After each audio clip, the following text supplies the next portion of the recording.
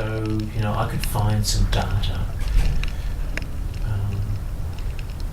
from seagrass that represents those things, change, diversity. Do you know another way we could do it is with string and map pins directly into the wall, Mm-hmm. so that, and the torching onto that. Right. And then the engraved acrylic things could be the descriptive data. This could be the numeric data. And this could be obviously hand engraved. Yep.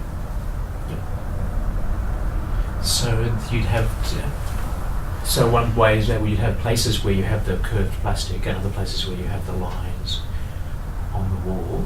Well, it'd be really nice if we could have continuity between this point and this point. So this pretty much represents, and that's another nice piece of symbolism. So this side could be the submersive sensory, Yes. predominantly, Yep. but with the printed words, so it's got some of the linear sequential idea. Yeah. And over here we could have predominantly linear sequential, but with the sensory Yeah. through the engraving. So there's not an extreme one or the other. Yes. There's a dominance. Yep. So if between here and here, all around, could represent a year, or 24 hours, or some cycle of time. And then what happens within that cycle of time? And we've got 24 hours here. Or the other time scale is the human historical scale. Like if you want to be totally depress everyone, you could simply say, you could track the declining areas of seagrass around the world. Is that data available? Yes, it will be somewhere, yeah. Now I guess we're meant to be Ku-ring-gai focused. That doesn't matter. I think the whole point of art is to bring the specific to the universal. Yeah. So that data, Yep. depressing though it is, Yep. could be signified beneath the line. Yep. So it's not, so above the line is, this is what's happening, is it wonderful, is it beautiful? And then below the line is, this is the big world picture. Yeah. And you don't have to go down there, Yeah. but it's also going to be beautiful. Yep.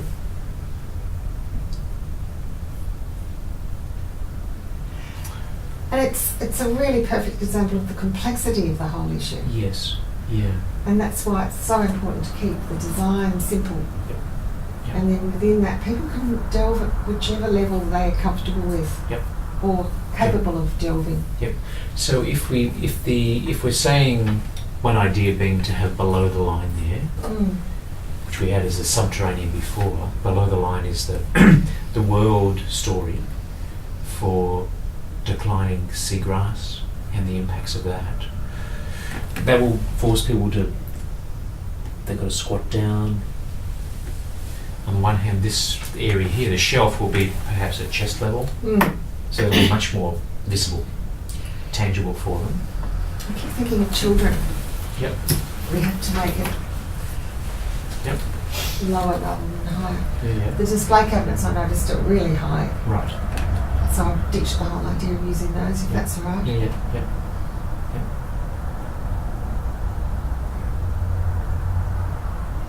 So even just a line for the decline,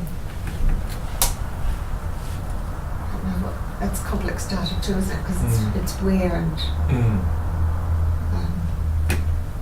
it's all about distribution and abundance over time, isn't it? Everything. Yeah, it is. And the counteracting force to that decline is what we know about the value of seagrass. For example, if you say, you can imagine the globally the area of seagrass decreasing, but on the other hand, if we understand and appreciate the value of it, about what we're actually losing, then that's then acting as a counterforce to hopefully change practices so the area starts going up again. So there's a downward trend, but then there's hope from Yes. that if we change the way it's managed and we protect things, then it will come back up and therefore it will give us all the value